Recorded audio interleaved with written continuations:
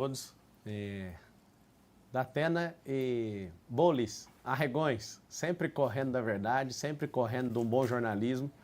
É uma pena não tê-los aqui para vocês só responderem a verdade, né? Não tem como ser combinado aqui. Nos lugares combinados, vocês vão com tranquilidade, né?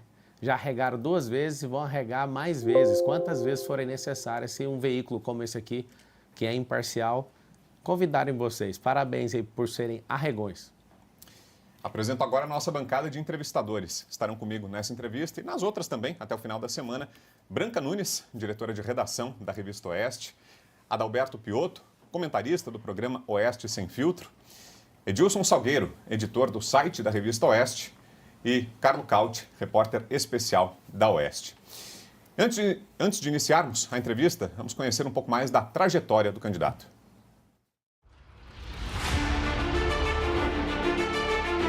Nome: Pablo Marçal, Partido Renovador Trabalhista, PRTB. Pablo Henrique Costa Marçal nasceu em Goiânia em 18 de abril de 1987. Filho de um servidor público e uma empregada doméstica, teve uma infância pobre. Morou na periferia de Aparecida de Goiânia e, nessa época, viu seus amigos mais próximos se envolverem na criminalidade. Aos 18 anos, sofreu um processo do qual se declara inocente. Um capítulo de sua história que gera tristeza e arrependimento. Num vídeo produzido para as redes sociais e narrado em primeira pessoa, Marçal diz que não nega o passado e leva o aprendizado para a vida. Eu nunca neguei isso e eu aprendi com isso. Isso é o maior aprendizado da minha vida. Para virar a página e ajudar a família que passava por dificuldades financeiras, conseguiu um emprego como atendente de call center. Na mesma empresa, rapidamente se destacou e sua trajetória foi cercada de promoções, passando pelos cargos de instrutor de treinamento, líder de RH e coordenador de operações, até alcançar o posto de executivo mais novo da empresa. Em 2010, formou-se em Direito e foi trabalhar em uma empresa familiar. Foi aí que, aos 27 anos, Pablo diz que chegou ao seu primeiro R$1 milhão e resolveu empreender no mundo das consultorias. Em seu primeiro contrato, passou a receber 4 vezes mais. Marçal então descobriu a aptidão para ensinar e ganhou destaque nas redes sociais. Criou e desenvolveu um programa de treinamento para quem busca inteligência emocional e prosperidade. Temas que também são abordados em suas palestras motivacionais.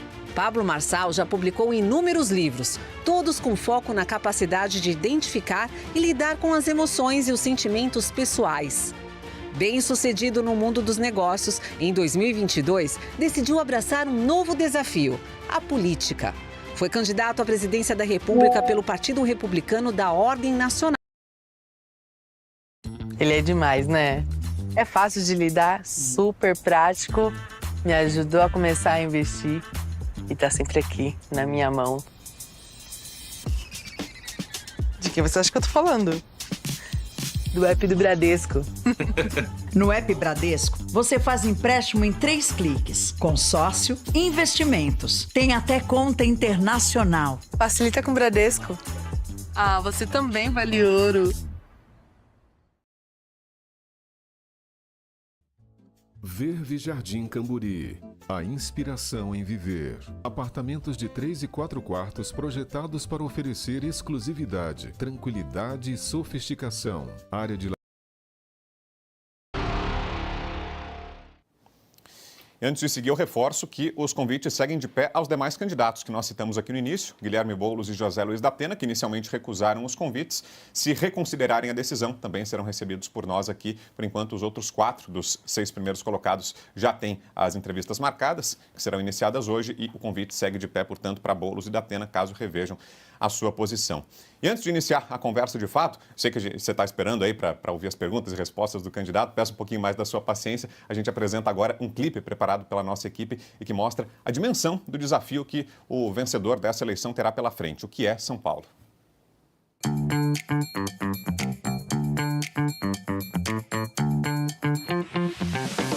São mais de 11 milhões e 500 mil habitantes. Desses, cerca de 80 mil vivem em situação de rua.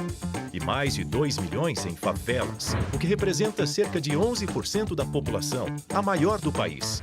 São mais de 6 milhões de automóveis circulando pelas ruas da cidade. Já o metrô de São Paulo, considerado um dos mais modernos e confortáveis do mundo, transporta 2,5 milhões de pessoas todos os dias. São 200 hospitais. Desses, 121 são municipais. A rede de ensino também é a mais extensa do país. São mais de 7.000 escolas. Dessas, cerca de 1.500 unidades são municipais. São Paulo ainda conta com 105 faculdades, 28 universidades e 23 centros de educação tecnológica. São Paulo é a terceira maior cidade italiana do mundo, a maior cidade japonesa fora do Japão, a maior cidade portuguesa fora de Portugal, a maior cidade espanhola fora da Espanha. É a terceira maior cidade libanesa fora do Líbano. São Paulo tem cerca de 673 mil árvores. Os principais rios da cidade são o Tietê e o Pinheiros. Mas tem muita água passando por baixo do asfalto, do cimento e do concreto. O município tem nada menos que 186 bacias hidrográficas catalogadas pela prefeitura, o que representa cerca de 200 cursos d'água. São 48 mil ruas, avenidas, pontes e praças oficiais. Enfim, essa é São Paulo, a maior cidade do país e da América Latina e uma das maiores do mundo. Impressionante, né? São números dignos de um país praticamente. E a primeira pergunta, candidato Pablo Marçal, é por que o senhor se considera mais preparado para esse desafio? Eu não me considero mais preparado da cidade, mas entre os que estão na disputa, é até vergonhoso falar que eu estou disputando com alguém, né? Eu sei que tem gente mais capacitada que eu nessa cidade, que entende mais da cidade que eu, mas não tem a coragem, não aguenta o tranco, não tem inteligência emocional para aguentar esse tanto de bandido. Não tem coragem de falar a verdade, sempre com o rabo preso, desculpa a expressão, com alguém. Isso não foi um sonho. Tem gente que pergunta para mim, mas você não precisava mexer com isso. É triste uma pessoa que quer ser prefeito precisando de algo. Eu realmente não preciso. Eu sinto que é tempo de eu servir o nosso povo e eu não quero que esse negócio de PT continue, eu não quero que o Lula faça handover para Boulos, nem para Tachad. Então, eu achei muito triste o que o Valdemar Costa Neto fez com o PL, que é um acordo aqui de tirar o Salles. E eu via, como que a gente vai deixar a Prefeitura de São Paulo na mão de dois esquerdistas? Estava tudo certo. Eu entrei, embaralhei o jogo e agora está todo mundo assustado, né? Eu que não tenho nenhum padrinho político, não tenho fundo eleitoral, não tenho tempo de TV, não tenho rádio, não tenho palanque, não tem nada. Só tem um celular poderoso, que é a nova imprensa para mim, respeito 100% da imprensa, não respeito militante. Todos os militantes eu vou bater de frente. Meu respeito absoluto à imprensa do Brasil, mas a gente está contaminado em todas as esferas. Então, eu estava no meu conforto e agora eu resolvi entrar para essa guerra porque o Lula está para morrer já, com 80 anos de idade. Não faz sentido, né? O brasileiro vive a média de 74, você já sabe que ele está indo muito bem aí, passando do tempo. Então, eu não quero ver isso acontecendo. Eu não quero que uma serpente seja levantada aqui para governar esse país. Não tem chance, né? Quando eu entrei na disputa, o Boulos tinha 37 pontos. Hoje ele está abaixo de 20, pra você ter uma noção. Então, assim, os planos que eles fizeram aqui já deram errado. Agora, uma pena, porque o eleitor do Brasil precisa saber que eu consegui nacionalizar essa eleição e agora eu estou internacionalizando ela. E vou em outros países também para falar sobre São Paulo, que São Paulo vai se tornar a capital do mundo até 2050 e depois eu explico como. Não faz sentido a gente não abrir os olhos e entender que o Nunes tem um secretariado completamente esquerdista e ninguém fala nada. A Marta Suplicy era secretária dele até janeiro, saiu, agora é vice do Boulos. Ou seja, essas articulações, como eu percebi e vi que o Salles foi sacado dessa corrida, eu não vi nenhum representante do conservadorismo. Sim. Eu vi uma pesquisa que aqui em São Paulo, 63% das pessoas se consideram conservadoras. Mas como se a gente se considera conservador deixando dois grupos esquerdistas, um mais ao centro, o outro extrema esquerda, e quando você olha os 5 principais competidores, só tem eu, de direita, alguém que é conservador, que defende de fato a família, que não tem essa maluquice, essas loucuras de ideologia de gênero. esse tanto de coisa que a gente vai lutar aqui não faz sentido. Então, como eu não vi ninguém representando a gente, eu falei, eu vou ter que cair nessa aí, vou levar uma espetada muito forte, vai prejudicar as minhas empresas, vai acabar com a minha reputação, vai fazer o quê? Alguém tem que resolver o problema. Branca Nunes, Faz bom o dia, M, Branca. faz o M, quem está assistindo. Sua pergunta. Bom dia, secretário. Tudo bem? Secretário? Candidato. Candidato, porque eu estou fazendo a pergunta sobre o secretariado. Vamos lá. Eu queria saber, o senhor falou agora do secretariado, do Ricardo Nunes e tal, eu queria saber se o senhor já tem algum nome que vai fazer parte do seu secretariado. Como eu estou propondo uma política nova, eu não estou devendo cargo para ninguém. Não quis fazer coligação para não lotear a prefeitura. Né? Ano que vem vai ser o orçamento recorde da história de São Paulo, quase 120 bilhões. E você vota no 28, no dia 6 de outubro, que é o dia da vingança, você está votando em alguém que não deve nada para ninguém. O que nós vamos fazer? Eu vou chamar todos os partidos, eles vão fazer uma imersão comigo, vou voltar lá na Grécia Antiga explicando o que é democracia de verdade, despetizar a cabeça desse povo daqui de São Paulo, mostrar que a gente tem que servir o povo, que o povo é patrão no dia da eleição e cliente nos outros 1.460 dias. Os políticos, eles entram num processo de ludibriar a cabeça do eleitor com marketagem, e aí você vê, né? A marketagem faz o Boulos parecer alguém gente boa, alguém que até parece um homem honesto, alguém que defende família, defende tantas coisas que ele não defende. É assembleiano agora, foi para a igreja, tá tudo certo a vida dele, por causa do marqueteiro. Você vê esses caras de esquerda, tudo defendendo pautas que eles não acreditam. E aí está o detalhe, eu não tenho ciúme de poder, eu sou uma pessoa 100% desapegada, mas para trabalhar comigo, para servir o povo, vai ter que ser alguém apaixonado em gente, vai ter que provar. Vou abrir para todos os partidos, mesmo não devendo nada para eles. Por quê? Porque ninguém governa um negócio desse tamanho sozinho. E eu não tenho a pretensão de fazer isso sozinho de forma nenhuma. Na Inglaterra, existe um modelo de oposição que é o modelo sombra. O que é esse modelo? Não é um modelo que a oposição é inidônea, é uma oposição idônea. Eu vou convidar todo mundo de fato, só que eu já sei que de antemão 7 partidos políticos que não suportam esse progresso contínuo vão fazer o quê? Vão se abster de participar disso, que é os partidos de esquerda, esses mais radicais. E aí, o que eu vou fazer? Vai ter aptidão, todos os partidos vão mandar os nomes e a gente vai conhecer essas pessoas. E eu estou pensando seriamente em transmitir ao vivo essa imersão. Vai ser a imersão que eu vou convidar pessoas realmente que entendem de política, gente que quer o progresso da cidade de São Paulo. Eu vou chamar todo mundo para contribuir, não tem ciúme nenhum disso. Eu sei que o poder é como se fosse um bolo e todo mundo quer um pedaço. Agora, vencendo a eleição no primeiro turno, a gente não vai dever ninguém. Ou seja, ninguém vai mandar e vai falar o que tem que fazer ou deixar de fazer. Todos que aproximaram com esse objetivo, eu falei, vamos fazer o seguinte, a gente fala depois da eleição, porque aí eu eleito, eu não preciso você mandar em nada, você vai contribuir, é diferente. Adalberto Piotto, bom dia, Piotto, bem-vindo. Bom dia, Brau. Candidato, seja bem-vindo uma vez mais. Eu vou entrar nessa questão que o senhor fez menção acerca de que tem mais gente que pensa e conhece a cidade do que o senhor. Não estou falando dos seus opositores na eleição. Então, quem são essas pessoas que têm essas ideias melhores que o senhor, que conhecem melhor e que podem lhe ajudar? Quais são essas ideias, pelo menos?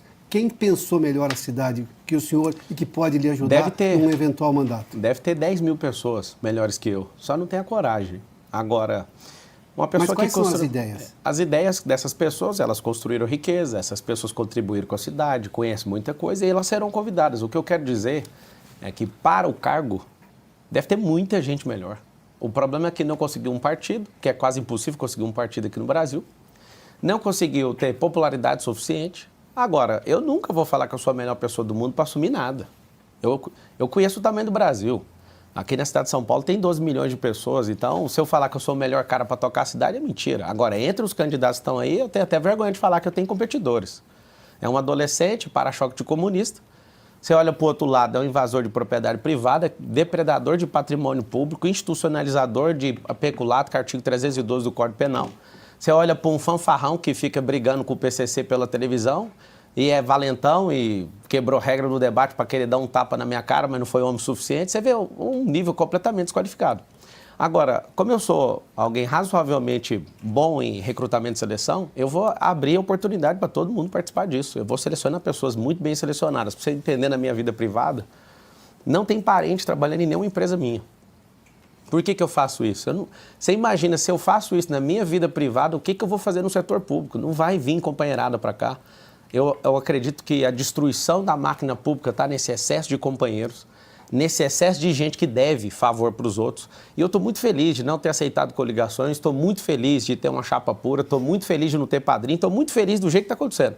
Tudo que me aconteceu até agora tem uma passagem bíblica que marca muito, que é: todas as coisas cooperam para o bem daqueles que amam a Deus e são chamados segundo o seu propósito.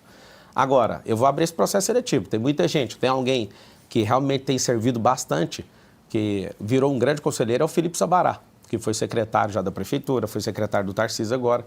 Tem pessoas que se aproximaram que eu tenho olhado com os olhos, né, com bastante benevolência para eles, mas nem eles, não prometi nada para ninguém. Eles estão contribuindo sem nenhuma promessa, porque eles acreditam no projeto que a gente vai fazer diferente na cidade de São Paulo. Edilson Salgueiro, sua pergunta, Edilson, bom dia. Bom dia, Brown, os colegas. Candidato, o senhor mencionou no início as pesquisas de intenção de voto e agora falou que se orgulha de não ter padrinho político. Algumas das pesquisas mostram que o senhor está na frente. Então, como é que é liderar algumas dessas pesquisas sem o apoio formal do ex-presidente Jair Bolsonaro, que é um cabo eleitoral, o maior cabo eleitoral conservador? Olha, eu pensei que seria bem mais complicado. Só que o eleitor de direita, ele não se sente como o eleitor de esquerda que não pensa. O eleitor de esquerda, ele é ideológico. O eleitor de direita é por princípio. O que é isso? Ideologia é um telhado, princípio é um fundamento. E o eleitor de direita, ele é focado na liberdade, e a liberdade não tem dono. E o meu respeito absoluto ao presidente Bolsonaro, ao qual eu falo direto com ele. Ele troca muita mensagem pelo WhatsApp, ele sabe o respeito que eu tenho por ele. O fato dele ter preterido o Salles mostrou um sinal que ele não está nessa eleição de São Paulo. Ele ainda não se posicionou, apesar de ter o vice, né, que é o Melo, que para mim, na minha avaliação, conhecendo o Bolsonaro e conhecendo o enredo político aqui do estado de São Paulo, Bolsonaro tirou uma granada e tirou o pino e deu na mão do Ricardo. O Ricardo não sabe o que fazer com isso. Porque quando ele vai para alguns lugares, os populares cobram o Ricardo desse apoio do Bolsonaro. O Bolsonaro perdeu a eleição na cidade de São Paulo como presidente. O Tarcísio perdeu a eleição em São Paulo também como governador. E o que acontece? Eu tenho demonstrado aquilo que eu sou. Eu nunca vou fazer o que Joyce, Dória, Frota, essa turma maluca que traiu o Bolsonaro. Primeiro, eu não devo nada ao Bolsonaro. Ele não me fez absolutamente nada que eu tivesse que prestar conta para ele, para você entender. Eu servi ele. Eu ajudei 38 dias na campanha dele para presidente. E eu lembro que eu não pedi um vídeo para ele. Eu fiz diversas estratégias, já mostrei para as pessoas como é que foi essa estratégia. Foi por pouco, 40 mil votos por estado que a gente não ganhou, porque acabou não rodando tráfego pago na conta dele. Como a gente já resolveu, não vou entrar no mérito mais, mas por algum integrante ali da família por conta de ciúme. O que acontece? Sendo bem ponderado em relação ao Bolsonaro, ele é o primeiro líder de direita que a gente tem, só que a direita, ela não quer ser taxada de propriedade de alguém. E eu não quero assumir essa propriedade. Eu acreditei que levantar 1000 Bolsonaros, isso a esquerda pira ouvindo um negócio desse. A gente não pode depender de um homem. O único homem que a gente tem que depender é alguém que já morreu e ressuscitou e nos salvou, que é Cristo. Qualquer outro tem que ser nossos articuladores, suporte, tem que ser um escudo, tem que ser espada numa guerra. Então, assim, seria muito bom se o Bolsonaro fizesse? Seria. Mas como ele não está fazendo, e eu estou liderando a pesquisa sem TV, sem padrinho, sem coligação, sem dinheiro público, sem rádio, e com todos contra mim, isso está mostrando uma fúria da sociedade. Então vai acontecer uma vingança do povo. A vingança do povo vai ser no dia 6 de outubro. Escreve todo mundo aí na transmissão com 72 mil pessoas. A vingança é no dia 6. O povo vai vingar.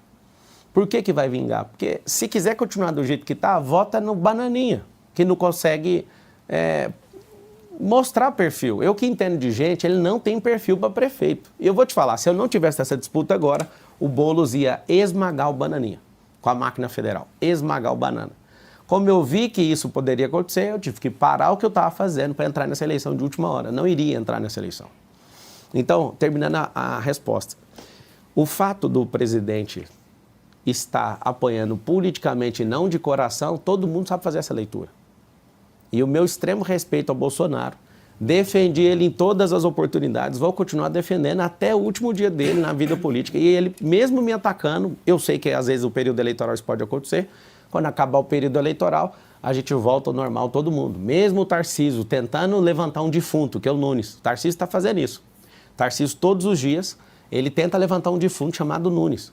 Não tem como. Eles já fizeram um visagismo no Nunes para ver se ele parece um cara da hora. Ele está falando grosso agora. Ele ontem na Roda Viva foi espetacular com 9 mil pessoas na Roda Viva. Quando eu fui lá, acho que tinha 500 mil pessoas de pico. E ele com 9 mil pessoas rodando e conclamando os jornalistas. Eu vou até mostrar o jeito que foi. Vocês têm que me ajudar. O Marçal não vai sentar na cadeira de prefeito. Parecia um Minion ali. Ô, Banana, chegou o fim do seu governo. Você não tem nenhuma chance.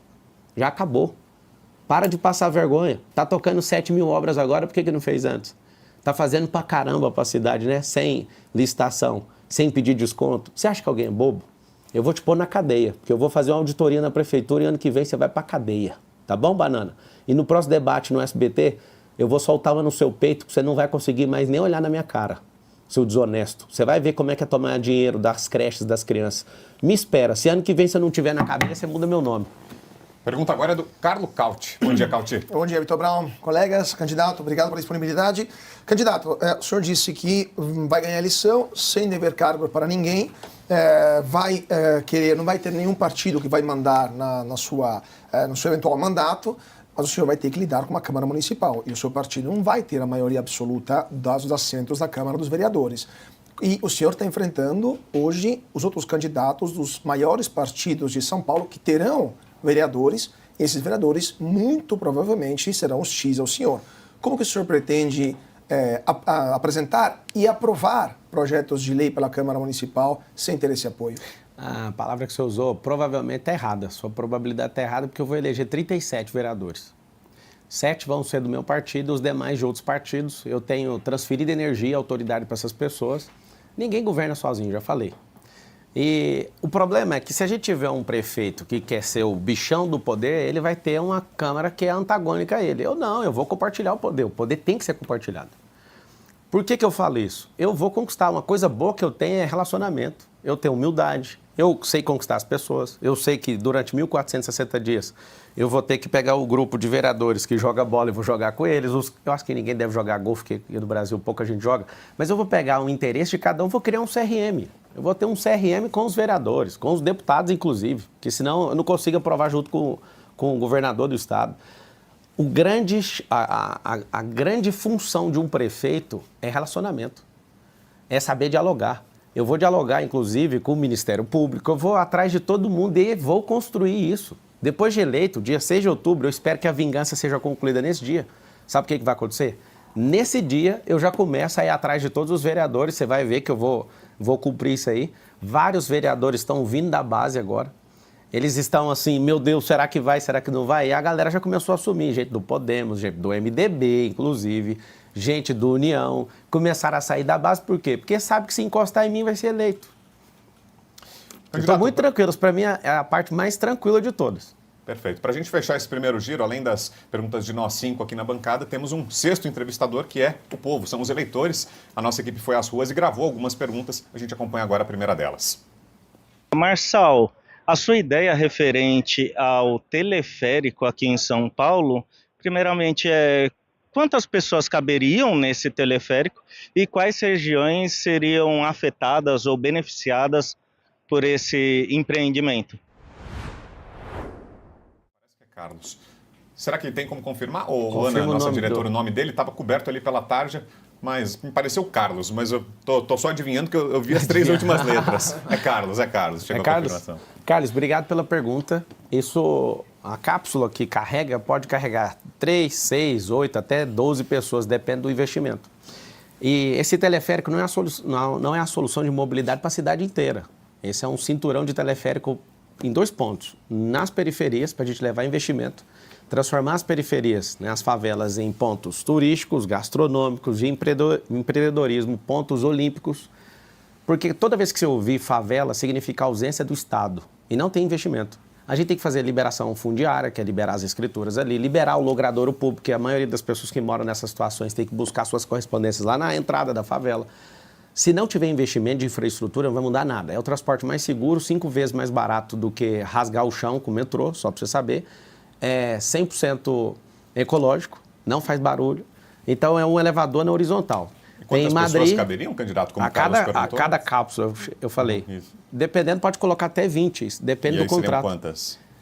numa cidade igual Medellín, que deve ter 35 quilômetros e 11 linhas, consegue carregar, num dia normal, 300, 400 mil pessoas, para você ter uma noção.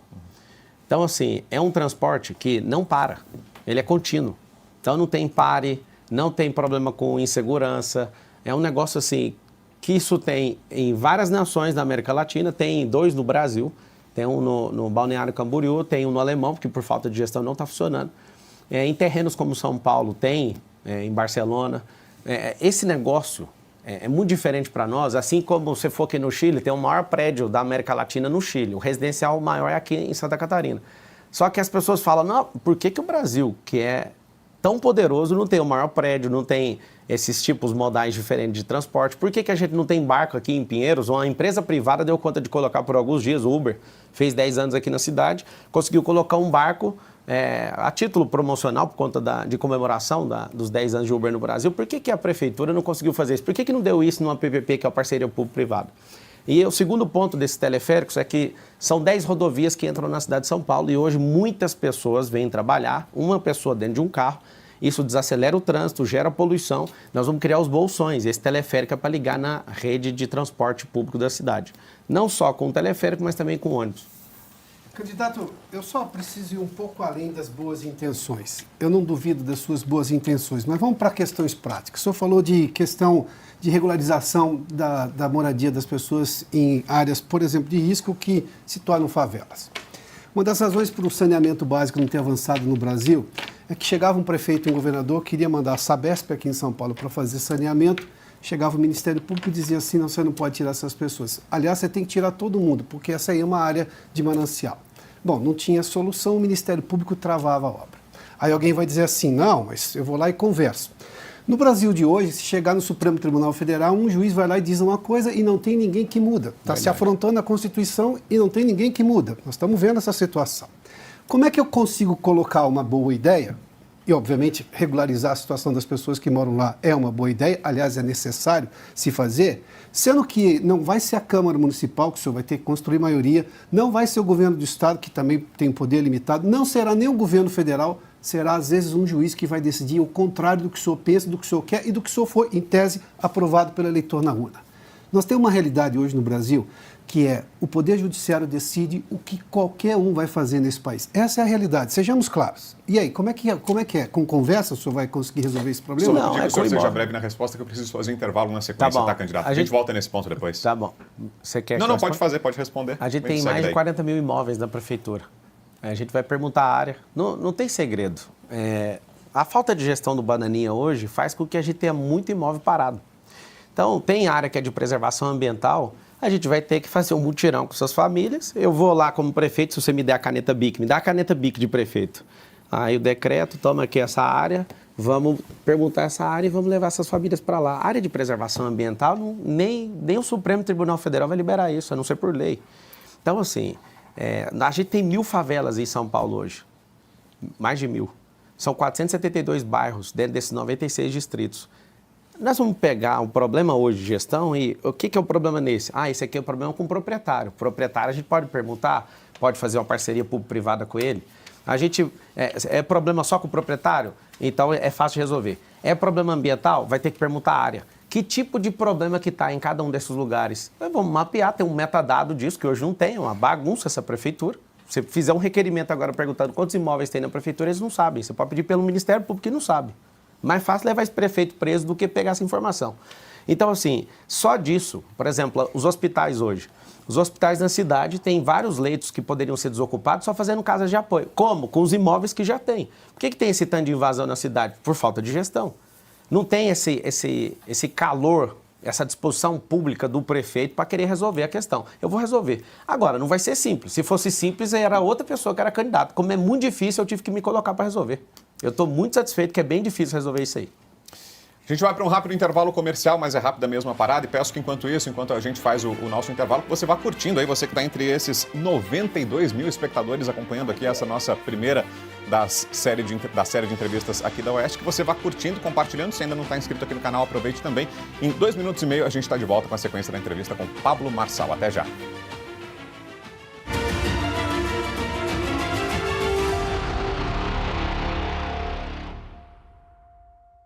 O App Oeste tem uma novidade. Agora é possível ouvir o Oeste Sem Filtro através do app mesmo sem ser assinante. Ouça o programa líder de audiência do YouTube em qualquer lugar. Se você ainda não tem nosso app, é muito fácil instalar. Basta acessar a loja de aplicativos do seu celular, digitar Oeste e pronto, nosso app já vai aparecer. Clique e instale. Ao abri-lo, você será direcionado para a tela principal. Nela, clique em Ouça Oeste Sem Filtro e pronto! Você poderá escutar o programa mesmo enquanto acessa seu aplicativo de GPS favorito ou usando outros apps. Você terá acesso a informação de qualidade, de graça e com a vantagem de consumir muito pouco da sua banda de internet móvel. Oeste, cada vez mais acessível e perto de você. No cenário atual, onde a informação é fundamental para a formação de opinião e entendimento do mundo ao nosso redor, a revista Oeste se destaca como uma fonte confiável e inovadora de jornalismo independente. Fundada com o propósito de trazer uma nova perspectiva ao jornalismo brasileiro, a Oeste oferece conteúdo profundo, análises criteriosas e reportagens que vão além das manchetes, sempre comprometida com a verdade e a liberdade de expressão. Com uma equipe de jornalistas experientes e especializados, cada edição é cuidadosamente elaborada para proporcionar uma leitura rica e informativa, permitindo que o leitor conheça a verdade. A Oeste investe em plataformas digitais, garantindo que seu conteúdo seja acessível em qualquer lugar e a qualquer momento. A Oeste se mantém firme na missão de entregar conteúdo que realmente faz a diferença. Se você valoriza a informação de qualidade e busca uma fonte que realmente entende a complexidade dos assuntos contemporâneos, a revista Oeste é a escolha certa.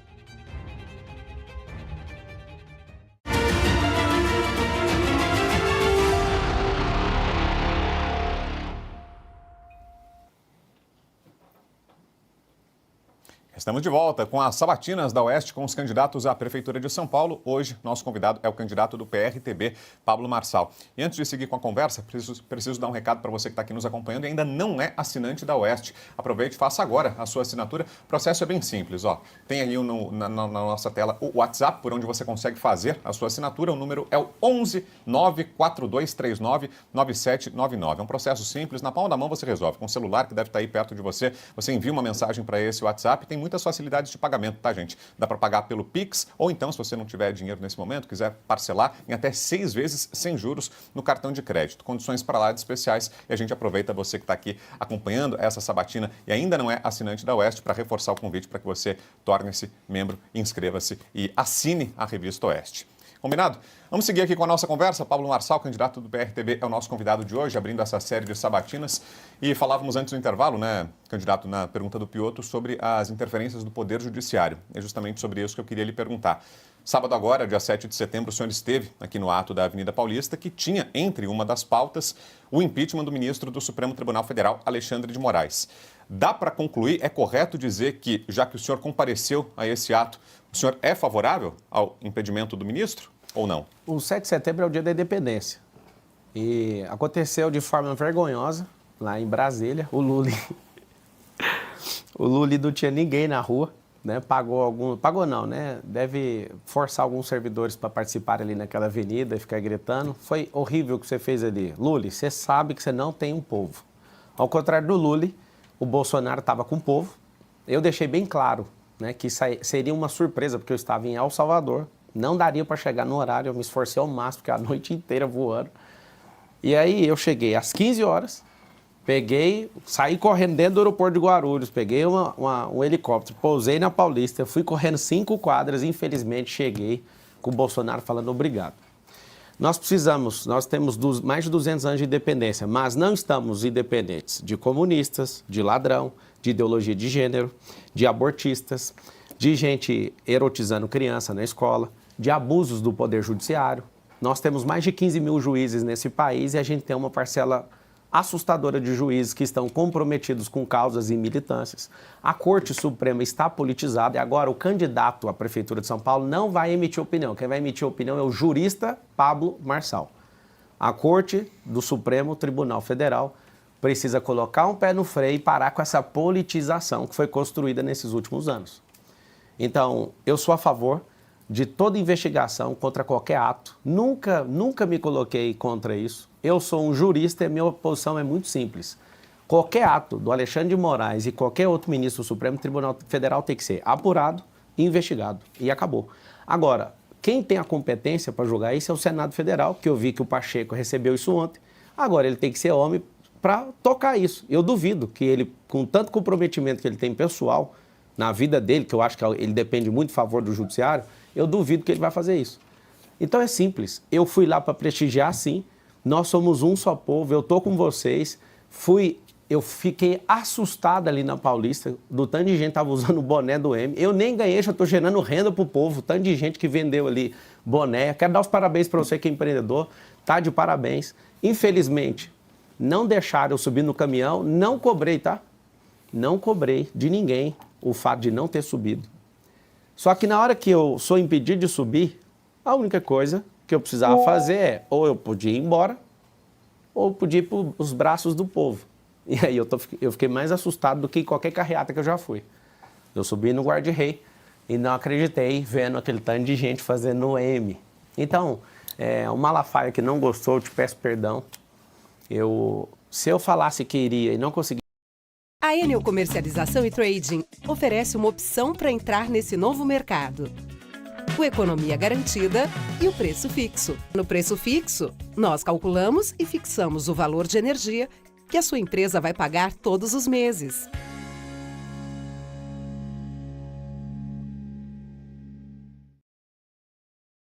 Adivinhe só aonde eu acabei de chegar. No meu destino dos sonhos, a EMESCAN. Bora aí com ramagem, que senão vai dar primeiro turno pro Paes. Branca. Candidato, queria falar de propostas para São Paulo. O senhor passou a maior parte da sua vida acadêmica em escolas públicas, sim, certo? Eu queria saber quais são as maiores carências nas escolas municipais de São Paulo, sim, e as propostas do senhor para tornar o ensino público melhor.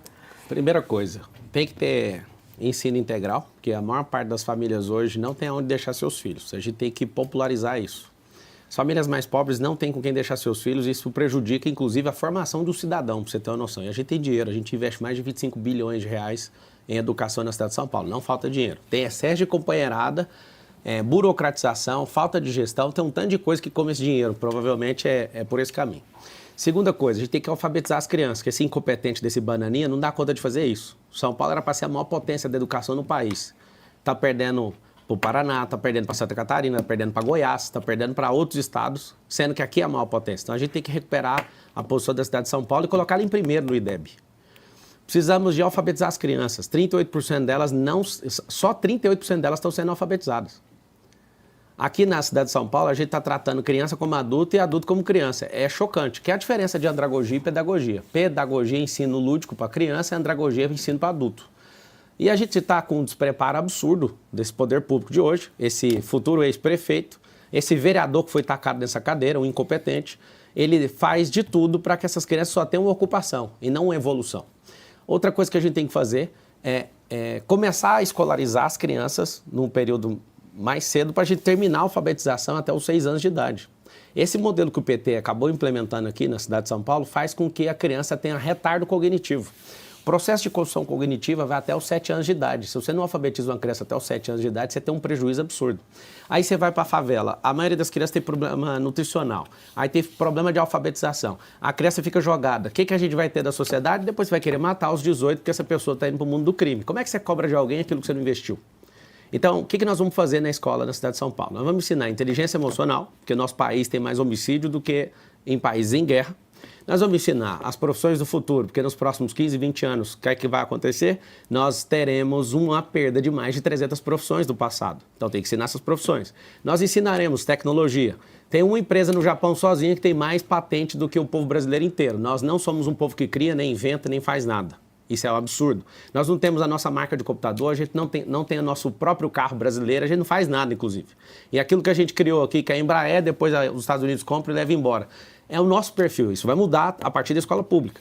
Nós vamos ensinar empresarização. Eu não quero ser empresário, mas vai aprender. Porque 87% das empresas fecham até o 3º ano. E você vai aprender na escola pública. Você vai aprender a pagar imposto, você vai aprender a abrir empresa, gerir empresa, vai aprender a comprar. Aí vai vir a joia, a pérola do ensino público. Nós vamos transformar a escola pública em escolas olímpicas. Por que isso? Porque esporte molda caráter. Dos 80 mil pessoas, aproximadamente, que tem em situação de rua em São Paulo, você não vai achar nenhum. É raríssimo você encontrar. Valendo, vá nas ruas e pergunte se alguém ali é esportista. Não acha esportista que se joga na rua igual está aqui na cidade de São Paulo. Então, o que a gente espera do futuro do ensino público de São Paulo? Alfabetização precoce, aprender as profissões do futuro, aprender tecnologia, aprender inteligência emocional, aprender empresarização. Inclusive, vai ter uma secretaria de empresarização. Essa secretaria de empresarização, ela vai fazer com que a gente apoie as empresas para elas não fecharem e estimular. Quem aqui em São Paulo não quer ter seu próprio negócio? Quem aqui em São Paulo que não quer prosperar? Sim. Quando uma pessoa vai para o crime, ela está dando um sinal. Ela não está indo para o crime porque ela quer levar um tiro. Ela quer prosperar, só que ela não sabe como. E aí vem as oportunidades, elas começam na escola. Edilson. Candidato, seguindo com a ideia das propostas que a Branca mencionou agora, dos pontos do plano de governo do senhor prevê a urbanização de favelas. Então, eu queria que o senhor aproveitasse para explicar. O senhor construiu casas em Angola? Quem construiu foram as pessoas, né? Eu sou um dos maiores apoiadores. Isso. Do que o senhor viu lá, como é que o senhor faria para adaptar aquela realidade, a realidade brasileira, para urbanizar as favelas, que é um problema crônico em São Paulo? Eu cheguei lá em Angola, em Luanda, em 2019. E as pessoas moravam em casa de lata. Algumas moram ainda, está nesse processo, né, de construção. Quando eu vi a cena, as mulheres pegavam na enxada e elas iam para outras fazendas trabalhar. Olha o perfil, criança cuidando de criança e homens em casa. Nem em casa não, né? Naquela lata que chegava a 56 graus ali no sol. Não tinha emprego, aí chegou uma ONG e começou o trabalho ali naquele lugar. Quando eu cheguei lá, eu fui e levei alguns empresários para ajudar, a gente fez doações em 2019. Quando eu estava saindo, uma criança olhou para mim e falou assim, você nunca mais vai voltar aqui, né? Fiquei com muita raiva e falei, quer saber? Eu só vou embora daqui depois que a gente fizer a última casa. O que acontece? Não tinha emprego, as mulheres pegavam na enxada, criança cuidava de criança. Lá tem muita gente ajudando, mais de 2.000 pessoas que adotam as crianças, é muita gente lá. E não tem dinheiro público nem daqui nem de lá. É uma questão privada de gente, igrejas, outras ONGs, de outras nações também ajudando. Como eu fiz esse compromisso, eu levo empresários lá e a gente ensinou eles. Eu lembro de fazer as primeiras doações. Eu doei a rede elétrica, eu doei as máquinas de fazer tijolo e comecei a falar para eles, vocês vão construir. Do fundo da minha alma, eu conhecendo o cérebro e vendo a incapacidade deles em 2019, eu entendi assim, cara, esse negócio não vai funcionar. E eu lembro de falar com eles, eu parava diversas vezes com eles e falava, mas por que vocês têm uma terra boa e não planta? Aí um falava assim, mas é porque não tem semente. Eu falava, mas enquanto eu estiver vivo eu dou a semente, mas eu nunca vou plantar para vocês. É isso que nós vamos fazer com o nosso povo. Resumo, hoje está em pleno emprego, quem constrói é eles. A gente faz o tijolo lá, é ecológico. A casa deve custar algo em torno de 60, antes da pandemia ficava 20, era para ter terminado, mas a pandemia acabou com tudo ali, sofreu bastante a pandemia. E vendo o que a gente fez lá, campos de futebol, levou posto de saúde, colocou escola, fez igreja, galpão de empreendedorismo e formou isso, as pessoas de lá acham que lá é um condomínio fechado. Deve ter já umas 30 e poucas casas fazendo todas as outras bases e a gente vai terminar. Eu fiz um compromisso com aquele povo, só saio de lá depois que terminar a última casa. Serão quantas casas? No começo era 300, mas parece que agora é 350. O que está acontecendo? O povo começa a invadir em volta por conta da esperança que está vendo ali. Só que como não para de invadir, ele não sabe falar quanto que é isso, né? Eu fiz o compromisso de sair depois da última casa, né? A área delimitada acho que dá 350 no máximo. Inclusive, eu vou arrumar um espaço na minha agenda, você que está assistindo, para você acompanhar. Eu vou lá. Porque eu vi site esquerdista querendo desmerecer o que a gente está fazendo lá, eu vou lá e vou transmitir para você ver o que nós estamos fazendo. Mas aqui está o detalhe. Tem como mudar. A pessoa mais miserável na cidade de São Paulo consegue mudar. Eu tenho experiência desde 2019 lá e eu falo do fundo do meu coração. Qualquer pessoa pode mudar, desde que ela tenha oportunidade. Algumas pessoas precisam de criar suas próprias oportunidades, mas outras, se a gente não der oportunidade para elas, não vai ter. Então aqui fica um compromisso. Ninguém vai morar em casa de lata aqui em São Paulo. Ninguém, absolutamente, em 1.460 dias, das que estão aqui já, ninguém vai morar nessas casas, nem de madeira e nem batendo laje em cima de esgoto. Nós vamos tirar vocês daí com um mutirão de habitação nessa cidade. Aproveitando que o senhor falou dessa agenda fora do Brasil, o senhor esteve no final de semana, falou agora em El Salvador.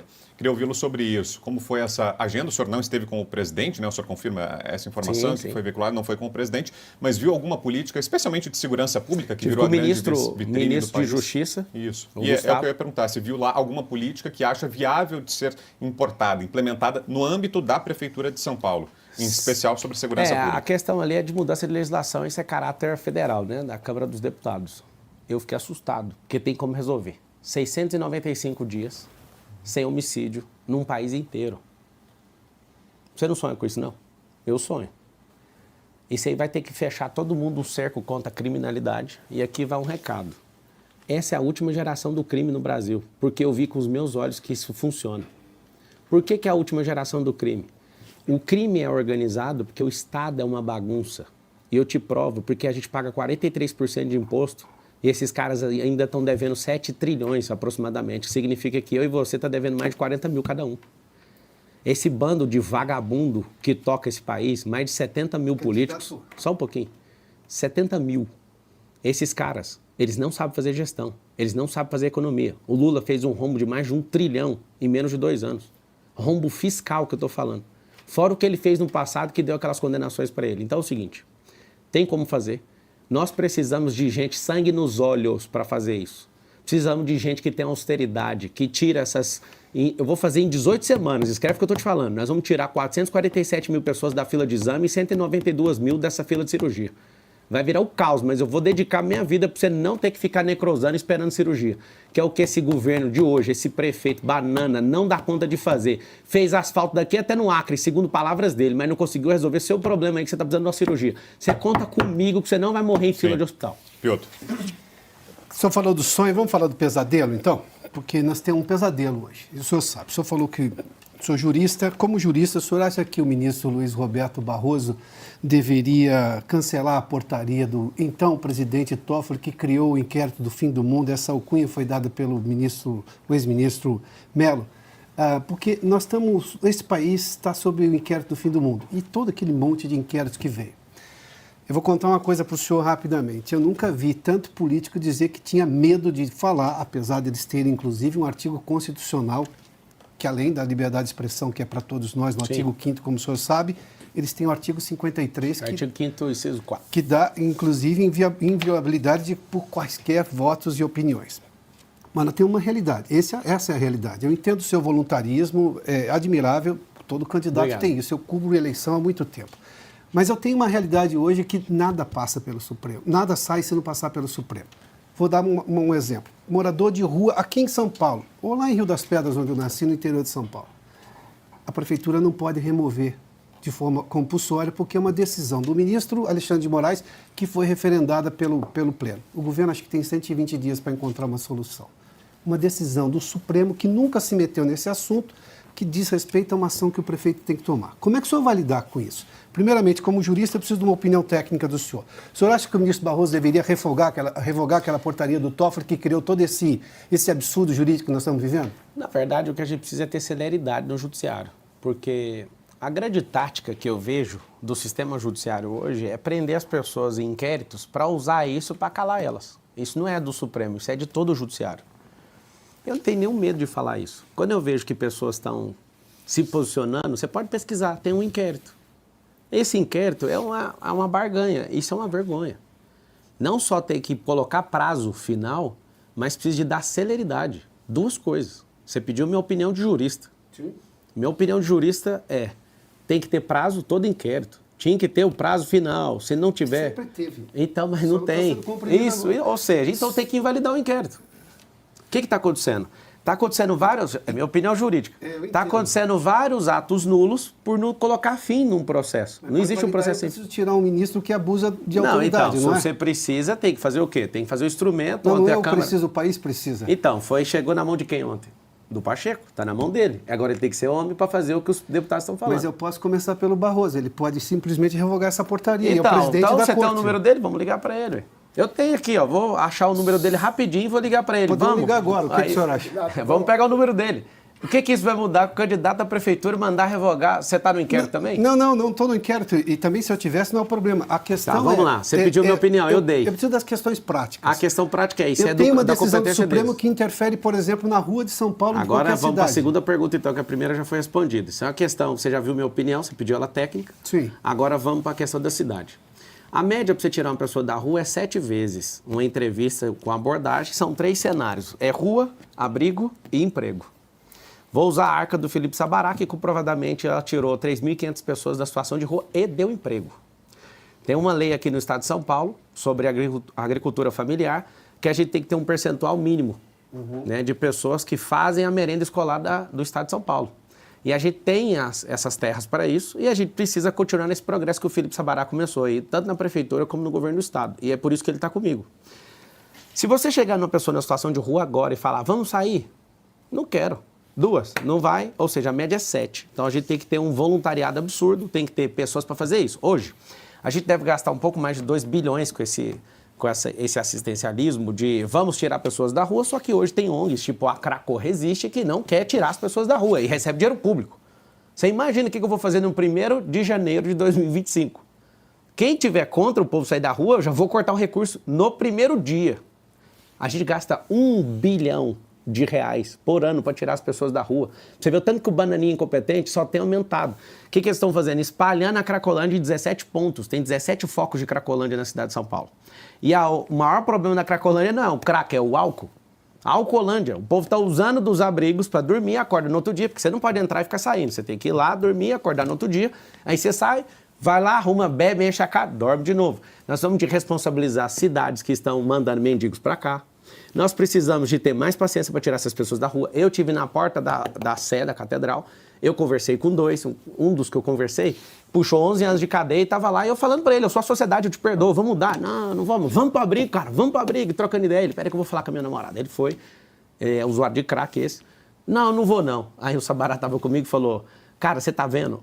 A gente tem que insistir pelo menos 7 vezes, que é uma média. Então, se é média, tem gente que leva 10, 11. Para tratar emocionalmente uma pessoa que está no estado de miserabilidade, é de 6 meses a 24 meses, dependendo da pessoa. Candidato. Só para terminar. Pode concluir. Então, assim, eu vou te falar, não precisa de ter esse negócio da intervenção de um juiz com a compulsória. Porque vai ser uma guerra, aí o governo vai sentar, que é o banana senta na cadeira e fala o quê? Já que ninguém consegue fazer a compulsória, eu não vou fazer nada. A gente tem que levar esse povo para a horta, para trabalhar, tem que tirar do ambiente. E é devagar, ir pegando testemunho, trazendo. Tem que ter uma política social e voluntariado absurdo para tirar essas pessoas de lá. Responsabilizar quem está enchendo as ruas de mendigo, porque tem um monte de cidade fazendo isso. Tem 645. Seria essa responsabilização? Claro, é pelo Ministério Público. Justiça. É claro, o Ministério Público tem que saber disso. A gente tem que vigiar essa chegada. De onde você está vindo? Eu conversei com o outro é lá de Moçambique. Falei, mas por que você está aqui? Ah, porque eu perdi o passaporte. Cara, pega aqui, vamos resolver o problema. O cara está na rua, o cara é de Moçambique. Eu vi esse cara, inclusive eu filmei. Então, tipo, a gente precisa de ter coragem de resolver. Agora, gastar R$1 bilhão e aumentar 23% em relação a dezembro do ano passado, você é um incompetente, seu bananinha. É isso que você está fazendo aí. Mais uma do Caute e depois tem outra das ruas. Candidato, voltando a falar de casas, plano diretor aqui em São Paulo foi mudado durante a gestão Haddad, proibiram basicamente a construção de prédios com estacionamentos, obrigaram a construir prédios somente em avenidas com grande transporte público, com grandes avenidas de ônibus ou metrô, e os prédios ficaram muito pequenos, os apartamentos ficaram muito pequenos. Então, há um problema imobiliário em São Paulo, especialmente para famílias com filhos, prédios com apartamentos um pouco maiores. O senhor pretende alterar, já foi feita uma alteração, é de 10 em 10 anos, né? O normal, mas eu pretendo alterar sim. O que o senhor pretende fazer? Por que o senhor achou desse plano diretor e como o senhor acha que deveria ser um plano diretor para uma cidade como São Paulo? A cidade não foi planejada para fazer o que as pessoas estão pretendendo. Então a gente precisa de inverter o planejamento. O que é inverter? Eu sou construtor também, loteador, eu gosto muito do assunto e entendo pouco. A cidade de São Paulo tem uma rodovia em volta dela de 177 quilômetros, que é o Rodoanel, e tem 44 quilômetros que não acaba nunca e já gastou 5 bilhões e não termina. Segundo o Tarcísio, vai terminar em final de 2026, eu espero. Vou ajudar ele nisso aí. O que acontece? Como tem esse anel do lado de fora de 177 quilômetros, eu quero fazer um anel do lado de dentro que não é de rua, é de uma faixa empresarial, que eu chamo isso de amortecedor de fluxo. São 38 cidades em volta da cidade de São Paulo, e essas cidades elas estão entrando no centro expandido. E cria esse caos de 7 milhões de carros, gerando essa poluição, essa lentidão, e inclusive mudando a questão da paz mental das pessoas, porque não adianta, você fica perturbado mentalmente. Essa área do lado de fora, que é a capilarização, eu quero fazer um cinturão de empresas, e essas empresas, nós vamos dar benefício fiscal para essas empresas que tiverem 80% dos seus funcionários morando no mesmo bairro. Para quê? Para ajudar na reurbanização da cidade. E a gente, nesse amortecedor de fluxo, verticalizar, gabaritar, é o nome que tem no mercado imobiliário. Nós vamos gabaritar essa área para subir os prédios. Se você for em cidades que tem subúrbios nos Estados Unidos, existem grandes avenidas que levam os bairros para fora e rodovias cortando a cidade, rodovias.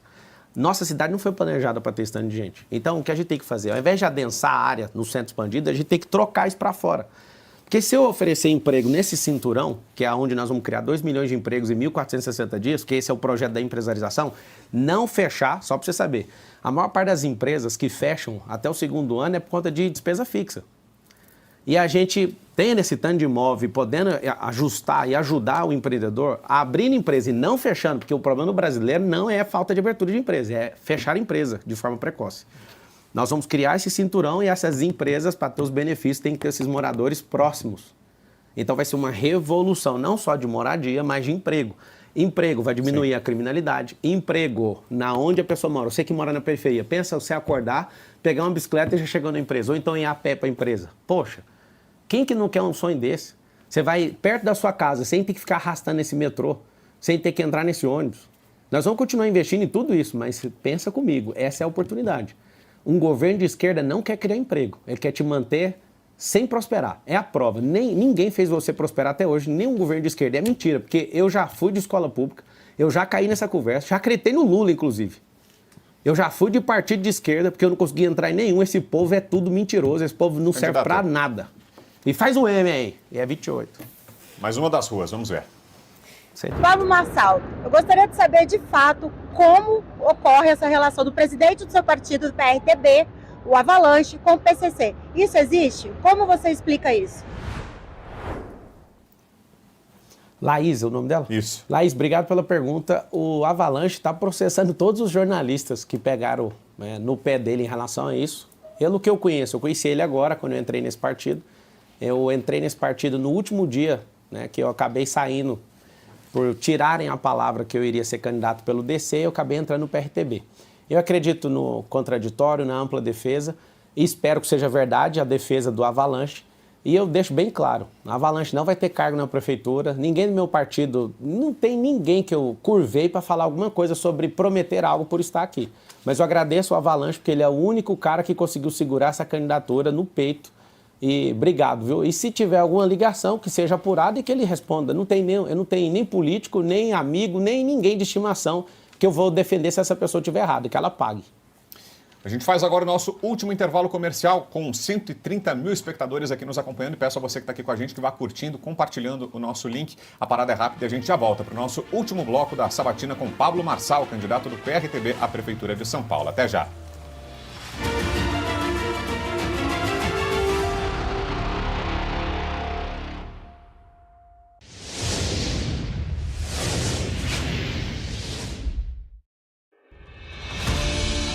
A independência de um país não é plena quando um de seus poderes restringe a liberdade de expressão e compromete a própria democracia. Desde a sua primeira edição, Oeste defende a liberdade. Fazemos isso dizendo o que precisa ser dito, muitas vezes colocando em risco a própria existência. É você que garante nossa autonomia e nossa independência editorial. A Oeste não aceita dinheiro público nem depende de publicidade. Oeste continuará o seu trabalho sem recuar 1 milímetro de seu maior princípio. Informar com base em fatos e defender as liberdades individuais, custe o que custar. Assine a Oeste com até 25% de desconto e pague em até 6 vezes no cartão. Assine já!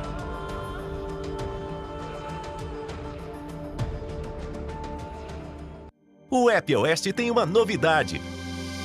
Agora é possível ouvir o Oeste Sem Filtro através do app mesmo sem ser assinante. Ouça o programa líder de audiência do YouTube em qualquer lugar. Se você ainda não tem nosso app, é muito fácil instalar. Basta acessar a loja de aplicativos do seu celular, digitar Oeste e pronto, nosso app já vai aparecer. Clique e instale.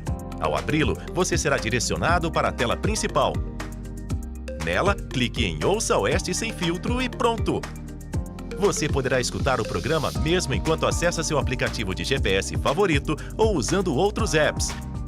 Você terá acesso a informação de qualidade, de graça e com a vantagem de consumir muito pouco da sua banda de internet móvel. Oeste, cada vez mais acessível e perto de você.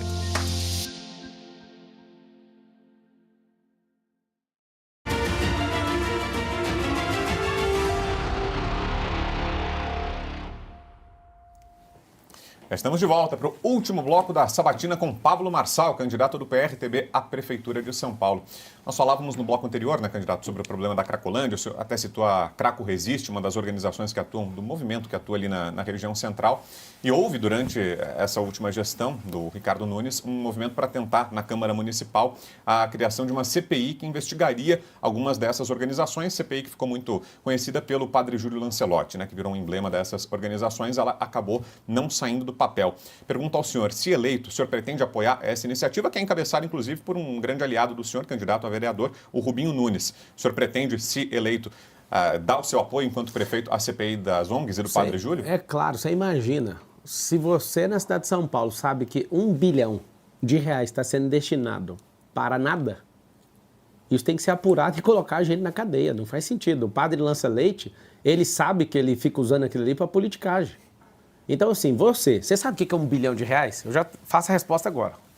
Olha o que é você dar a chance para um inútil governar uma cidade que tem um orçamento de 120 bilhões de reais. 1 milhão em segundos significa 11 dias. Você liga o cronômetro, para dar 1 milhão em segundos leva 11 dias. E 1 bilhão em segundos, 31 anos em segundos. Só para você entender a dimensão, a escala e a exponencialidade da diferença de 11 dias para 32 anos aproximadamente. O que significa isso? A gente gasta esse tanto de dinheiro por ano e aumentou 23% das pessoas em situação de rua. Ou seja, nós não estamos gastando dinheiro. Alguém está comendo esse dinheiro e está aumentando. Ou seja, você está investindo para ter mais morador de rua e pôr esse bando de ONG para fazer graça aqui. Em nome de quê? A troco de quê? Você vai ter seu familiar de volta na sua casa. Essa pessoa que está em situação de rua, a maior parte são homens, eles vão para um trabalho. Nós vamos dar uma vida digna para ele e você vai receber seu familiar de volta. Vai demorar um pouquinho, mas nós vamos fazer isso. E se o STF barrar, candidato? Se o STF for lá... Vai ter que pegar o avião, sentar lá, tem 11 ministros. Olha, tem uma boa vontade, não tem solução, a gente precisa de ajuda. Se barrar, o que vocês sugerem? Assim como é que você chama? Adalberto. O Adalberto falou... mas o Estado tem 120 dias, então apresentou a solução. Não apresentou? Vamos voltar. Então, não temos solução. O que você pode fazer? A gente vai ter que... Se isso aqui fosse uma monarquia, já estava resolvido, porque qualquer um não ia deixar. Agora é uma democracia. Democracia é tripartida. É tripartida, mas o auxiliar da justiça, que está lá no artigo 133. Candidato, conversar não resolve, tem que fazer. Então, tem que fazer. Não, mas tem que conversar com o ministro que dá a decisão democrática. Mesmo, tem que ir lá, mas tem que ir. Ué. E a dele vale sobre qualquer outra decisão. E tem que ir Todo lá. O sistema político foi completamente vilipendiado por decisões do Supremo Tribunal Federal. Porque um Congresso Nacional não está assumindo o papel dele. Aí faz o quê? Dá o poder de legislar para o STF. O sistema tripartido de poder é um sistema de freios e contrapesos. Sim. Se tiver uma pessoa maluca na presidência, você já desregulou o sistema de freio e contrapeso. Se você tem um Congresso Nacional que é enrolado até o pescoço, na figura dos presidentes, inclusive, vocês fiquem de olho na troca da presidência agora. Vai trocar a presidência do Senado e da Câmara dos Deputados. Quem é essa pessoa? Fique de olho, porque essa é a decisão que o povo tem que ficar assistindo. Só para você entender, a Dilma Rousseff, ela tomou mais de 50 processos de impeachment e todos foram engavetados. Mas no dia que ela arrumou uma briga com o Eduardo Cunha, ela caiu. E a discussão dos dois para saber quem era o mais idiota, qual era a discussão? Vamos ver quem cai primeiro. Os dois caíram, os dois. Deixa eu te ensinar uma coisa, você que é povo.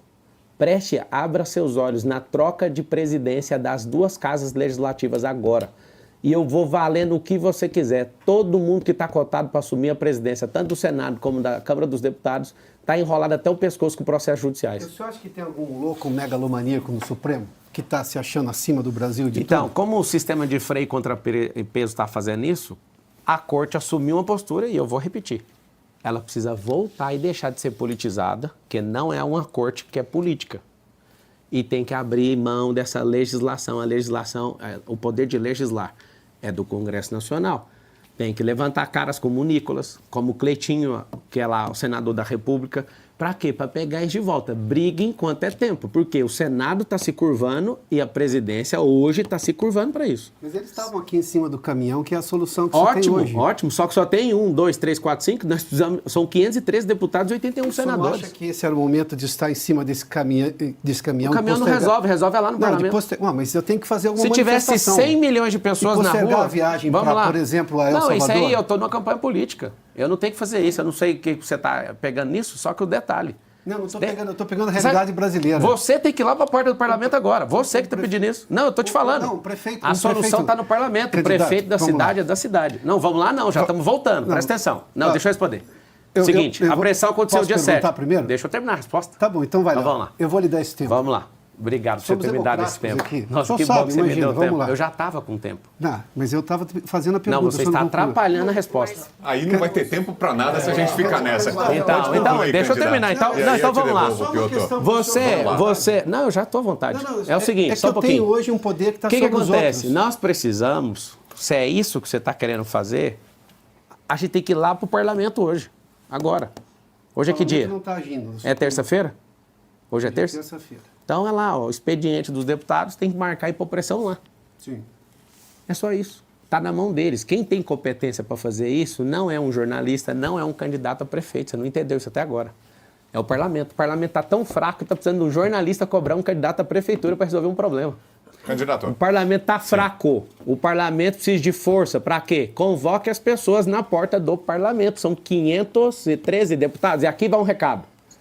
Parlamentares, políticos e ministros do Supremo Tribunal Federal só tem medo do povo. Ninguém afina para nada, nem para cadeia, nem para nenhum tipo de ameaça, mas o povo. Se vocês realmente querem fazer isso...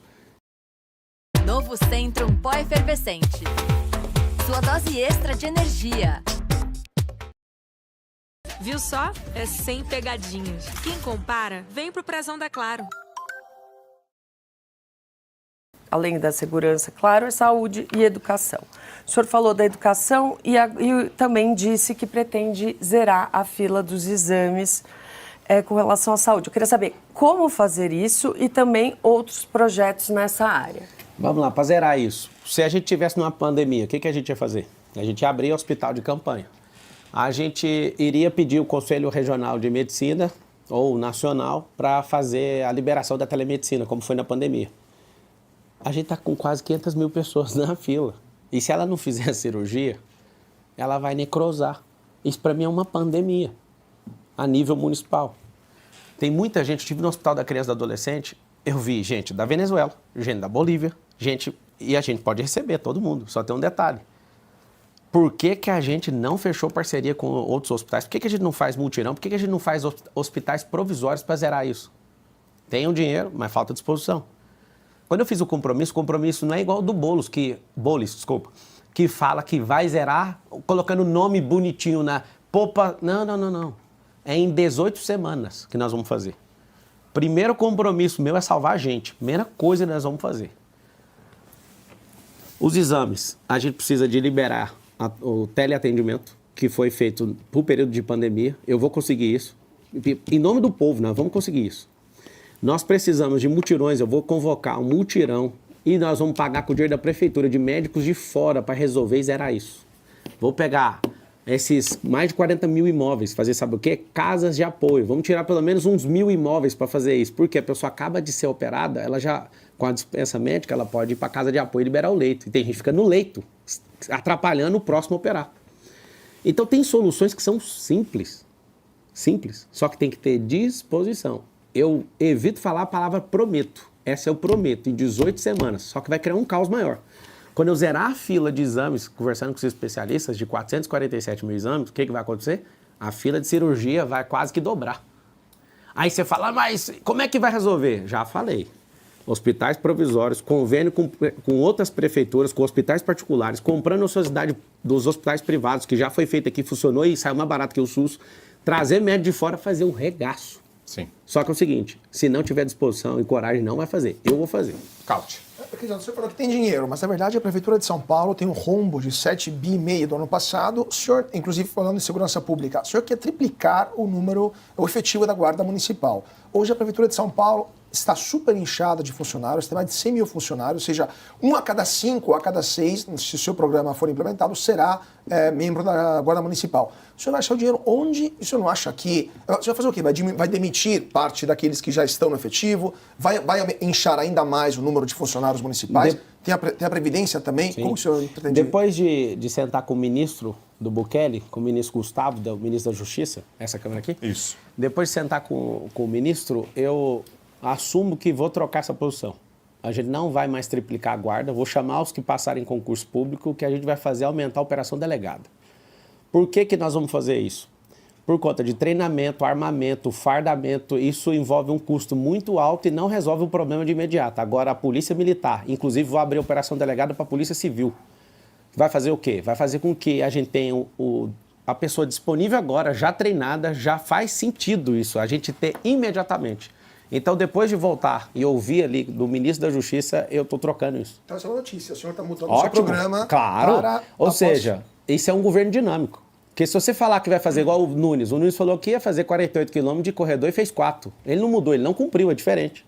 Só para terminar, desculpa, se pegar assim, porque eu acho interessante. O senhor veio de um país onde tem mais de 600 dias sem homicídios. 695. Mas é também acusado de violações graves dos direitos não humanos, direitos básicos legais dos presos. São jogados na cadeia e demora muito tempo para ter audiência de custódia, etc. Não, tá errado o que você falou. Lá, eles estão sendo julgados de uma forma mais rápida que você nunca viu na sua vida.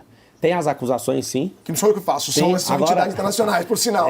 Mas quando você vai lá e pergunta, eu fiz um documentário, inclusive vou pedir para soltar um pedaço agora, quem está assistindo, meu Instagram é Pablo Marcal por SP, porque as minhas redes caíram, essa é a nova, que tem só 2 bilhões de visualizações em 18 dias. Muito obrigado pela queda, caí para cima. Pablo Marcal por SP, vou começar a soltar o primeiro episódio do que eu fui fazer lá em El Salvador. E fui lá no centro de confinamento de terroristas. Eu não vi uma pessoa na rua falando mal do Bukele. Nenhuma. Tem que ter coragem para fazer o que ele fez. Um prefeito não dá cor de fazer, tá? Isso é uma questão do presidente estar fechado com todos os poderes da República para falar assim, ó, vamos acabar com a criminalidade. Ele fez uma revolução lá e a gente tinha que ter humildade para aprender com o que ele fez, porque a população está amando. Não tem a Cracolândia mais lá na rua, não tem gente matando ninguém. Você sabe o que é um país inteiro, em 695 dias, até o dia que eu estava lá, não ter um homicídio? Isso parece uma fábula. Só que eu fui lá no centro de terrorismo. Presídio parecendo um negócio de Hollywood. O que aconteceu?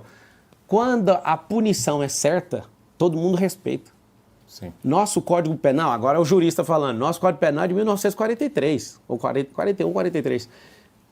Esse Código Penal precisa ser refeito. As pessoas precisam respeitar. Se não tiver punição no país, ninguém vai respeitar as leis. O Lula, por exemplo, é um cara que foi punido e despunido. Tá tudo certo. Tá aí na presidência da República. A gente perdoa ladrão, mas a gente não perdoa traidor, né? Você sabe do que eu tô falando. Se vocês não se posicionarem, a gente vai ficar curvando para bandido. Aí você vai ver um cara que é envolvido com o PCC igual o Ricardo Nunes falar que eu tenho alguma ligação. Eu nunca vi esse povo na minha vida, nem sei quem é esse povo. Mais uma do Edilson, depois tem outra das ruas. No segundo bloco, o senhor citou o Felipe Sabará, ele é ex-secretário de Assistência Social do Governo do Estado. E o senhor disse que não prometeu nada para ninguém, nem para ele. Para ninguém. O que o teria feito deixar o Tarcísio e o Bolsonaro, com quem ele tem identificação política, ele trabalha muito tempo com eles, e encampar na campanha do senhor? Acho que você foi o único aqui que perguntou por ele, né? Você deve conhecer ele. Faça você mesmo a pergunta para ele, a resposta vai ser a que ele fala publicamente. No Rio Grande do Sul, eu mandei, junto com muitas pessoas, né? Eu não fui o ator sozinho disso, 206 carretas lá para o Rio Grande do Sul. Fiz aplicativo de resgate, de rastreio, criamos 10 CDHs de distribuição para as mais de 300 cidades afetadas ali. Uma empresa minha ficou com o portão aberto por 33 dias, recebendo carreta a madrugada inteira e doação, e selecionando e mandando. O que aconteceu? Palavras do Felipe Sabará. Ele, no governo, não viu ação nenhuma no estado de São Paulo inteiro dessa envergadura e foi lá para saber como enviar através dessa plataforma nossa. Chegou lá, ele viu e ficou assustado. O que é isso aqui? É uma empresa? O que é? A gente juntou, porque um dia eu estava assistindo, no segundo dia, eu vi um helicóptero tentando pegar uma família, a água veio e matou todo mundo, porque o helicóptero acabou, não era de resgate, não conseguiu pegar. Eu dei um murro na mesa e falei, vamos parar tudo e vamos ajudar esse povo. Quando eu chamei todos os meus sócios e falei, se fosse um parente seu, você iria? Se fosse seu, você iria? Iria. Então, nossos parentes estão lá. Vamos. Rapaz, foi muito bonito. É ali eu conheci o Sabará. Foi na... Ele ficou chocado com o que a gente estava fazendo. Eu mandei nossas aeronaves, a gente ficou à disposição por 33 dias. O governo federal não estava lá. Ninguém estava fazendo o que a gente estava fazendo. Só o povo. Quando eu falo ninguém, é de quem deveria. Para mim, existe uma falência múltipla do Estado. O Estado não dá conta de proteger a gente. Se não for o povo pelo povo, não vai ter jeito. A minha indignação aumentou ainda mais. Aí, quando eu vi essa oportunidade, eu falei assim, aqui em São Paulo a gente vai deixar a esquerdista tocar? Aí eu pensei, do jeito que eu tratei o Rio Grande do Sul, com essa força, parando todas as minhas coisas, eu vou parar tudo e vou ajudar São Paulo. Foi ali. Então, o Sabará, você é o cara, irmão. Obrigado. Você tem um coração nobre, é um filho de família riquíssima. Você já foi alertado por todos, pra você sair da política. Você é um cara que me dá esperança e saber que dá pra mudar e você vai ser prefeito de São Paulo. Escreve o que eu tô te falando. Eu vou treinar você pra isso. Você tá me ensinando muito, mas eu vou treinar você naquilo que eu já te falei que precisa. Um beijo no seu coração. Obrigado por você acreditar em mim, Felipe Sabará. Mais uma pergunta das ruas. Vamos ver. Candidato Pablo Marçal, eu gostaria de saber que se o senhor ganhar a eleição, o que o senhor vai fazer para nós que trabalhamos na rua, os chamados camelôs. Porque eu trabalho na Paulista e sou abordada várias vezes por policiais, que eu sei que eles estão fazendo o trabalho deles, mas é a mando de vocês aí que está no comando. O que você poderia fazer para que nós continuássemos trabalhando? Porque esse é o meu emprego, do meu esposo, da minha filha e de muitos outros pais trabalhadores, mães que trabalham aqui, não é porque é bonito, porque gosta, porque precisa trabalhar e o nosso dinheiro sai daqui. Então eu gostaria de saber o que o senhor vai fazer. O senhor vai nos tirar daqui ou o senhor vai nos manter aqui com segurança? Aqui, de cá? Isso. Ana Lúcia, obrigado pela pergunta. Você é vendedora, eu também sou vendedor, tá? Eu vou te falar, a gente precisa de tirar essa irregularidade dos vendedores ambulantes, são vendedores urbanos. Eu aprendi isso lá na Feira da Madrugada, nós vamos regularizar isso e vai ter uns locais específicos. Por quê? Porque a prefeitura hoje finge que isso não existe. E não faz sentido, por exemplo, eu tenho um aluno meu de um programa que trabalha na Feira da Madrugada, ele falou pra mim, tá gravado. Ele falou, eu faturo 600 mil reais e quero pagar imposto, mas ter que sair correndo daqui porque todo mundo finge que a gente não existe. Me ajuda, eu fiz um compromisso com ele. Fiz o compromisso com os líderes da Feira da Madrugada e nós não vamos nem usar o nome ambulante. Sabe por quê? Porque é um empreendedor urbano, só que a gente precisa regularizar isso. Conte comigo para isso e vai ter locais, só para você entender. Existem comércios regularizados que pagam caro para isso. Você está nessa disputa com eles, mas você vai ter regularização e vai ter locais para isso. Não pode ser uma forma desordenada. Por exemplo, candidato, alguns desses locais, a Paulista, por Só exemplo, onde ela está trabalhando, vai continuar sendo? Então, ou não? é o seguinte, tem 63 grandes comércios aqui na cidade de São Paulo, ruas. Se você liberar de forma desordenada, o que vai acontecer? Vai entrar e vai quebrar com o comércio dos lugares onde as pessoas têm um custo fixo muito alto. Agora, nós vamos achar esses locais, igual no Brás. Uma das coisas que mais movimenta o Brás é a Feira da Madrugada. Só que tem gente que quer insistir e ficar depois do horário. Nós vamos regularizar. Poucos têm regularização do passado e depois nenhum outro governo enxergou eles. Nós vamos regularizar todo mundo que quer empreender e fazer de forma lícita vai ser regularizado. Agora, precisa saber as áreas de atuação. Não pode ser em qualquer lugar. Edilson. O senhor mencionou brevemente essa questão do PCC. Em outras entrevistas, o senhor reconheceu que está em basicamente todas as áreas, em todos os setores, economia, política. Então, como é que o senhor pretende blindar isso, enquanto prefeito, eventual prefeito? Como é que o senhor blinda o secretariado e todas as estruturas da prefeitura para não entrar crime organizado ali em nenhuma área? Eu acredito que antes de definir quem vai ser secretário, eu vou chamar a imprensa, porque a imprensa é o melhor instrumento de investigação. A imprensa podia trabalhar como um braço da Polícia Civil, que é a Polícia Judiciária, a Polícia Federal, a Polícia Militar, porque eu nunca vi descobrir tanta coisa. Só que é só em época de eleição, parece. Né? Depois passa a eleição, ninguém quer saber de nada. A gente vai ter um critério muito rigoroso. Eu não sei qual que é a atuação, onde que esses caras estão. Mas a fama que eles têm é absurda, absurda. Todos os contratos da prefeitura serão revisados. 100%. Vou chegar e vou revisar. Você tem prazo? Imediato. É imediato. Se tiver que ter a adequação, vai ter. E tem uma coisa no jurídico que chama pacta sunt servanda, que é os pactos devem ser cumpridos. Ou seja, se tiver em desacordo, vou dar prazo para resolver. Se tiver insistindo nisso, vai perder o contrato com a prefeitura. Então, assim, uma outra coisa que eu quero fazer dentro do meu secretariado é uma equipe de inteligência para investigar o secretariado e fazer várias das ações do secretário se tornarem públicas. Para quê? Para fazer igual na Indonésia, né? Algumas situações são filmadas para as pessoas verem o que está acontecendo. Não é público? Vamos trazer isso tudo a público. A minha vida é pública, eu mostro tudo, não tem nada para esconder. Por que aqui na prefeitura tem que ser diferente? E falando em contratos públicos, o candidato, Sim. a gente teve recentemente em Santa Catarina uma medida que foi considerada polêmica, controversa, do governador Jorginho Melo, que cortou o financiamento para a parada LGBT de Florianópolis. Ele deixa que a parada aconteça, mas não está mais direcionando o dinheiro do governo de Santa Catarina. Disse para os organizadores que busquem financiamento privado. O senhor cogita alguma medida semelhante com o dinheiro da Prefeitura de São Paulo, que é repassado à parada, eventualmente cortar o repasse da Prefeitura para a parada LGBT? Se faltar dinheiro para salvar o povo, pode cortar absolutamente todas. E cada um financia a sua. Mas eu acredito que pelos fundos que a gente já tem hoje, não vai faltar dinheiro para isso. E a grande verdade é que se você entra querendo, vamos parar com tudo, cara, você tem que respeitar a cultura da cidade, isso virou cultural. Agora, se todo mundo entender que a gente não tem que aplicar dinheiro público nisso, pode contar comigo. Se faltar dinheiro para fazer aquilo que eu falei de zerar a fila de hospital, vou sacar dinheiro de todos os lugares. Primeiro, para mim, é salvar a gente. Piotr. Qual a relação que o senhor imagina que é preciso ter com o Tribunal de Contas do município? Aqui em São Paulo, quando se vai fazer uma obra, o tribunal tem que aprovar antes. Eu confesso que eu imaginava que era o contrário, como normalmente acontece. O Tribunal de Contas da União avalia depois.